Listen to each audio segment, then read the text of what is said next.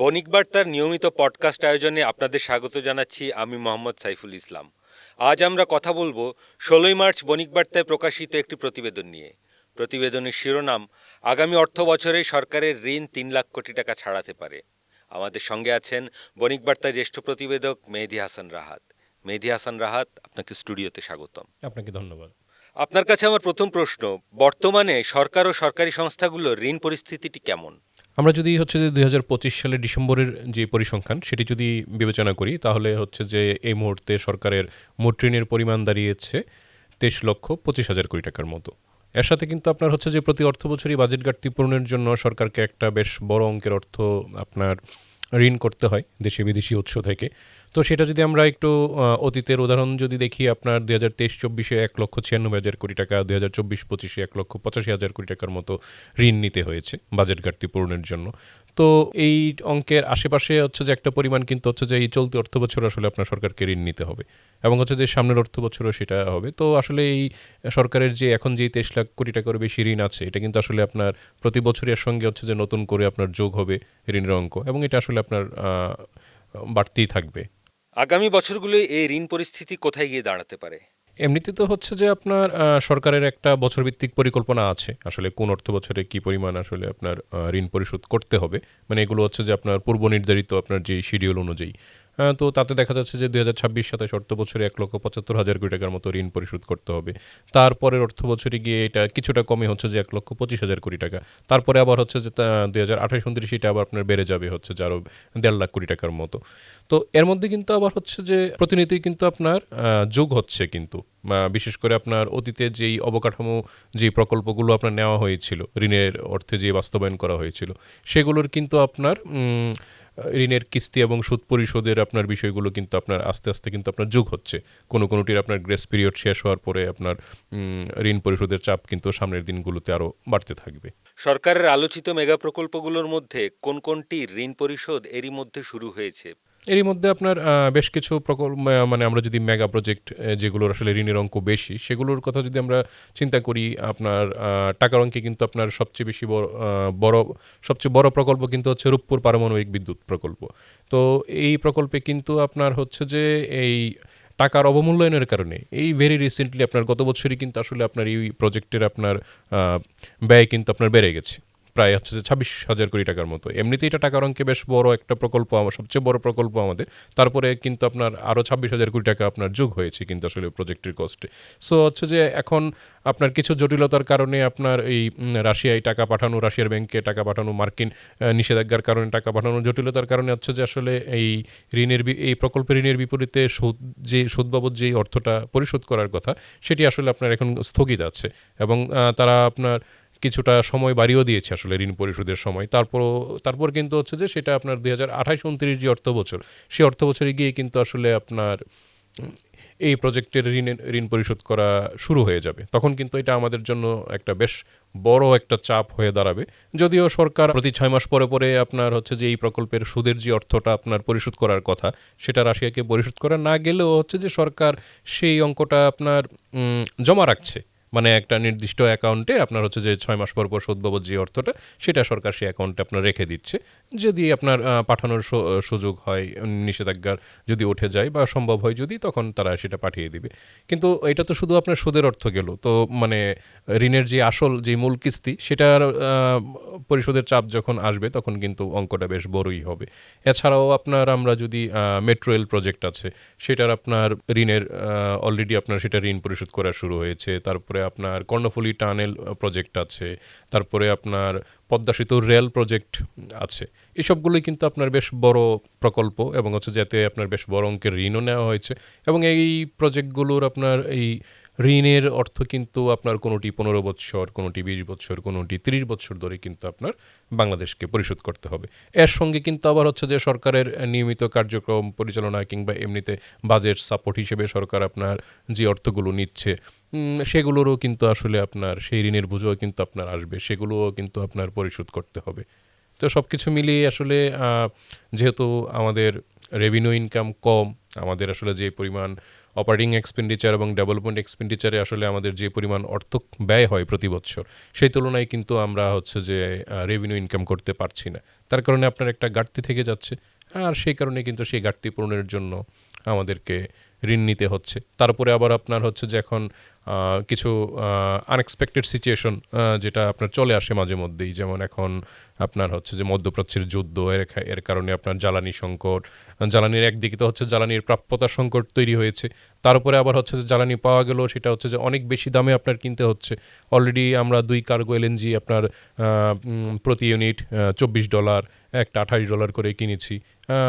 Very recently হচ্ছে যে আরও কয়েকটি কিনা হয়েছে, সেগুলো আপনার $20 উপরেই এগুলোর দাম, যেখানে হচ্ছে যে আগে আমাদের যুদ্ধ শুরুর আগে স্বাভাবিক সময় আমরা $10 $11 করে হচ্ছে যে এলএনজিগুলো কিনতাম, তো ডাবলেরও বেশি আপনার খরচ পড়ছে। তো এই সামনে কিন্তু আমাদের এই অর্থ বছরের যেই চাহিদা আছে সেই অনুযায়ী আমাদের কিন্তু মোটামুটি আরও 40-50 কার্গোর মতো এলএনজি লাগবে। তো এরকম বাড়তি দামে আমাদের কিনতে হলে সেখানে একটা বড় অঙ্কের অর্থ খরচ হবে। তারপরে আমাদের যেটা ফুয়েল লাগে, আমাদের ফুয়েল ক্যাপাসিটি, স্টোরেজ ক্যাপাসিটি কিন্তু খুব বেশি না, আপনার 40-45 দিনের মতো। সো আমাদেরকে একটা নির্দিষ্ট ইন্টারভেলে আপনার ইম্পোর্ট করতে হয়। তো সেই ক্ষেত্রে আসলে আপনার এখন আমরা যেটা দেখছি গ্লোবালি আপনার $100 উপরে উঠে গেছে পার ব্যারেল আপনার ফুয়েলের দাম। সেখান থেকে হচ্ছে যে আমরা সেই ফুয়েল ইম্পোর্ট করার ক্ষেত্রে আমাদের একটা বাড়তি অর্থ খরচ হবে। তারপরে সরকারের বিভিন্ন পলিটিক্যাল কমিটমেন্ট আছে জনগণের কাছে, এরই মধ্যে আমরা দেখছি যে আসলে বেশ কিছু বাস্তবায়ন শুরুও হয়েছে। আপনার ফ্যামিলি কার্ড, কৃষক কার্ড, তারপরে হচ্ছে যে কৃষকদের আপনার কৃষি ঋণ মৌকুফের বিষয়গুলো আছে। তো এরই মধ্যে কিন্তু আপনার সরকার ফ্যামিলি কার্ডটাকে বেশ গুরুত্ব দিয়ে বাস্তবায়ন করছে। তো সেখানেও কিন্তু একটা বেশ বড় অঙ্কের অর্থ খরচ হবে। এরকমও একটা হিসাব দেওয়া হচ্ছে যে বছরে আপনার 50 লাখ মানুষকে যদি হচ্ছে যে ফ্যামিলি কার্ডের সেবা যদি দেওয়া হয়, তাদেরকে যদি সহায়তা দেওয়া হয়, তাহলে সেক্ষেত্রে সরকারের একটা রাফ এস্টিমেট হচ্ছে যে 20,000 কোটি টাকার মতো আপনার খরচ হতে পারে। এই নাম্বার আরও বাড়লে খরচ আরও বাড়বে। তারপরে সরকারি কর্মচারীদের পে স্কেলের বিষয়টি আছে। বিগত অন্তর্বর্তী সরকার ওনারা পে স্কেল বাস্তবায়ন করে যাননি, ওনারা এটা রেখে গিয়েছেন যে পরবর্তী রাজনৈতিক সরকারের জন্য।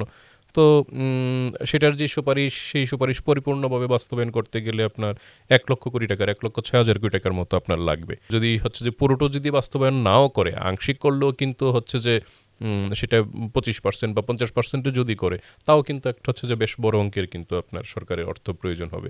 তো সব কিছু মিলিয়ে আসলে আমাদের যেই ব্যয়ের যে পরিমাণ বা ব্যয়ের যে আকার এবং হচ্ছে যে আমরা যেই পরিমাণ রাজস্ব আয় করছি, তা আসলে এই দুইটার মধ্যে একটা বেশ বড় রকমের একটা ঘাটতি বা গ্যাপ, একটা টানাটানি রয়েই গেছে।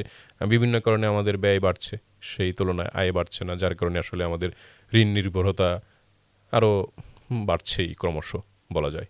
এই বিপুল পরিমাণ ব্যয় ও ঋণের চাপ মোকাবেলা করতে গিয়ে সরকার ঋণ, রাজস্ব এবং ব্যয় ব্যবস্থাপনা ঠিক কিভাবে করার কথা ভাবছে? আসলে অর্থনীতির যে অবস্থা, সরকারের লোকজন তারাও সেটা অ্যাকনোলেজ করছেন যে আসলে অর্থনীতির যে ভগ্নদশা বা আমরা এখন একটা চ্যালেঞ্জের মধ্যে দিয়ে আছি।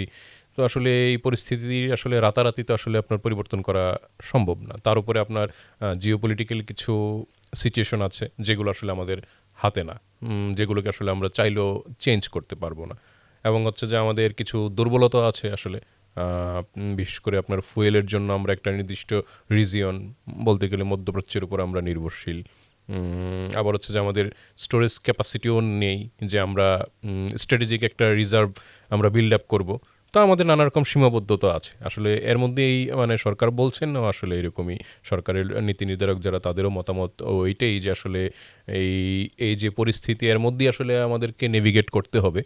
তো এই ক্ষেত্রে আসলে আমাদের কাছে খুব বেশি অপশনও নেই, কারণ অর্থনীতির অনেকগুলো সূচকই নিম্নমুখী। আপনার প্রাইভেট সেক্টর ইনভেস্টমেন্ট এবং হচ্ছে যে এমপ্লয়মেন্টের কথা যদি বলি, সেগুলো হচ্ছে যে আপনার কমছে, ডাউন ডাউন ট্রেন্ড। তারপরে আপনার মূল্যস্ফীতির চ্যালেঞ্জ আছে। তারপরে আপনার আমরা কিছু স্ট্যাটিস্টিক্সও দেখেছি আসলে দারিদ্রতার হারও বাড়ছে। তো এগুলো তো সরকারের জন্য অবশ্যই চ্যালেঞ্জ। তো এই ক্ষেত্রে সরকারের যেটা প্ল্যানিং যে ওনারা একটা ব্যয় সাশ্রয় করার একটা চিন্তাভাবনা করছেন, সেটা এই সেন্সে যে আসলে ওনারাও ওই দিকেই গুরুত্ব দিচ্ছেন যে আমাদের ইনকাম বাড়াইতে হবে। আসলে ইনকাম না বাড়ানো সম্ভব হলে তো আপনি বাড়তি ব্যয় করতে পারবেন না। তো সেই ক্ষেত্রে ওনারা যেটা বলছেন যে আমাদের এই যেই কর ব্যবস্থার বিভিন্ন কাঠামোগত সমস্যা বা এগুলোর কারণে যে একটা কর ফাঁকি দেওয়ার যে একটা প্রবণতা, যেটা বলা হয় যে প্রতি বছর বেশ একটা বড় অঙ্কের কর ফাঁকি দেওয়া হয়ে থাকে, তো সেটা আসলে ওনারা বন্ধ করার চেষ্টা করছেন, যে আসলে এর মাধ্যমে হয়তোবা দ্রুততম সময়ের মধ্যে কিছুটা বাড়তি রাজস্ব আহরণ করা সম্ভব হবে। সেটা সরকারকে একটু স্পেস দিবে, ফিসকালি স্পেস দিবে সরকারকে। তারপরে ওনারা যেটা বলছেন যে এর পাশাপাশি কর আহরণ বাড়ানোর মাধ্যমে যদি আমাদের কর জিডিপি যেই রেশিও, সেটাকে যদি হচ্ছে তার একটু বাড়ানো যায়, সেটাও আমাদের জন্য হেল্পফুল হবে।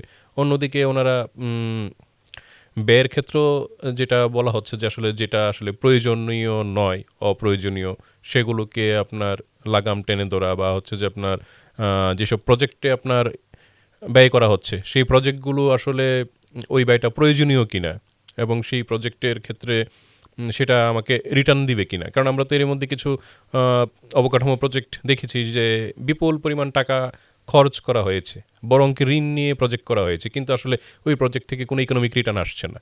তো সেটাও মানে সরকার বলছেন যে আসলে এখন এই প্রজেক্টের ক্ষেত্রে এই জিনিসগুলো কনসিডার করা হচ্ছে, যেটা আসলে রিটার্ন জেনারেট করছে কিনা, এমপ্লয়মেন্ট জেনারেট করছে কিনা, এটা আসলে লাভজনক হবে কিনা। তো এই সব কিছু মিলিয়ে আসলে ওনারা এই প্রজেক্ট ফাইন্যান্সিংয়ের কথা বলছেন।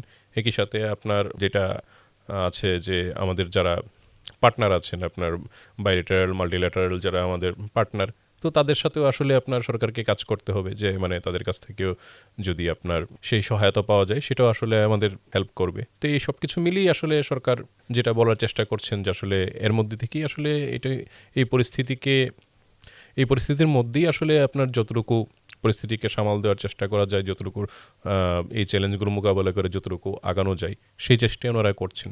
আমরা তো এতক্ষণ সামষ্টিক অর্থনীতির ওপর এই বিপুল পরিমাণ ঋণের প্রভাব নিয়ে কথা বললাম।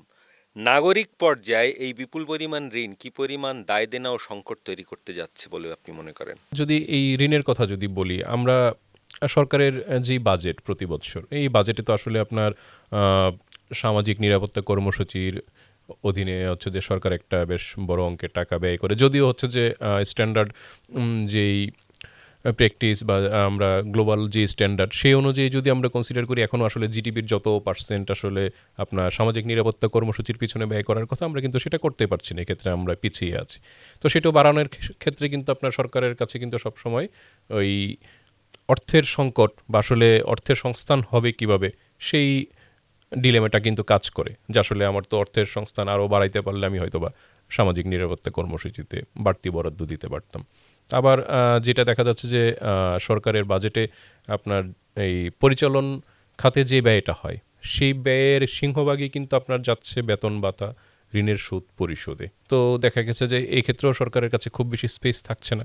ঋণের সুদ এবং ঋণের কিস্তি এগুলো পরিশোধের যে চাপ, এবং এর কারণে সরকারের যে আর্থিক সক্ষমতা, মানে সরকারের ব্যয়ের যে সক্ষমতা, সেটা সংকুচিত হয়ে আসলে স্বাভাবিকভাবেই কিন্তু সরকারের কাছ থেকে জনকল্যাণমুখী, জনগণের জীবনমান উন্নয়নের জন্য, দারিদ্রতা কমানোর কথাই যদি বলি, কিংবা সরকার যদি চায় যে সামাজিক নিরাপত্তা কর্মসূচিতে আরেকটু বেশি খরচ করা, সেটা কিন্তু আসলে সেই সরকারের সেই ব্যয় করার সক্ষমতাটা কিন্তু আপনার কমে আসে। কারণ দেখা গেছে যে আপনার ঋণের বিষয়গুলো এমন, যেগুলো আপনার আমাদের স্থানীয় এবং হচ্ছে যে বিদেশি ঋণ আছে, তো এগুলো আসলে আপনার শিডিউল যখন চলে আসবে, আপনাকে পরিশোধ করতেই হবে। তখন জনকল্যাণমুখী বা হচ্ছে যে সামাজিক নিরাপত্তা কর্মসূচিতে সরকার যদি একটু চিন্তা করে যে না, আমি হয়তো এবার একটু বেশি টাকা দিব, বেশি খরচ করব, কিন্তু এর মধ্যে যদি একটা ঋণের একটা বড় অংশ পরিশোধ করার চাপ যদি চলে আসে, এবং সেই অনুযায়ী যদি আপনার রেভিনিউ ইনকাম না হয়, তখন কিন্তু সরকারকে কাটছাট করতে হচ্ছে, যে ঋণ তো আমাকে পরিশোধ করতে হবে, সেটা ঋণ পরিশোধ করে দিতে হবে। সেটা দিতে গেলে তখন হয়তোবা জনবান্ধব কোনো কর্মসূচিতে হয়তোবা সেই বাড়তি একটা খরচ হয়তোবা করার সক্ষমতা সরকারকে থাকবে না। তো সেই হিসাবে তো আপনার চিন্তা করতে গেলে স্বাভাবিকভাবেই জনগণ আপনার হচ্ছে যে সরকারের কাছ থেকে যেই উন্নয়নের সুফলটা পাওয়ার কথা, সেটা থেকে তো বঞ্চিত হবেন স্বাভাবিকভাবেই। মেহেদী হাসান রাহাত, আপনাকে অনেক ধন্যবাদ। দর্শক, আমরা নিয়মিতভাবেই আপনাদের সামনে হাজির থাকব এমন নানা বিষয় নিয়ে। আমাদের সঙ্গে থাকুন, চোখ রাখুন বণিক বার্তার ইউটিউব চ্যানেল ও ফেসবুক পেজে। ধন্যবাদ।